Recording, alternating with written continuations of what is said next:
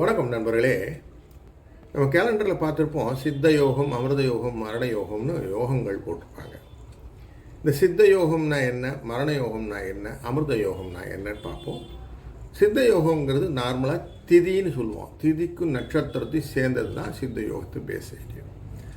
மரண யோகம்னாக்க அந்த குறிப்பிட்ட நாளிலே இருக்கக்கூடிய திதி, நட்சத்திரம் மற்றும் அந்த நாளினுடைய கிழமை, இந்த மூணுத்தையும் சேர்ந்தது. இதே அமிர்த யோகம்னா குறிப்பிட்ட நட்சத்திரனுடைய கிழமை, நட்சத்திரம், திதி, அந்த மூணும் சேர்ந்து வந்தால் அது அமிர்த யோகம் தான். இந்த சித்த யோகங்கள்லாம் சித்தத்தை கொடுக்குமானா அதெல்லாம் கிடையாது. மரண யோகம்லாம் மரணத்தையும் தருவதில்லை. மாறாக சித்த யோகத்திலே ஒருத்தர் செய்யக்கூடிய காரியங்கள் தடைபடலாம், ஆனால் மரண யோகத்திலே செய்யக்கூடிய காரியங்கள் வெற்றியும் கொடுக்கலாம். இந்த கடன் போன்ற விஷயங்கள் எல்லாம், வழக்குகள் போன்ற விஷயங்கள் எல்லாம், பிரச்சனைகள் போன்ற விஷயங்கள் எல்லாம் தீர்ப்பது மரண யோகம். யூஸ் பண்ணிக்கோங்க. வாழ்க.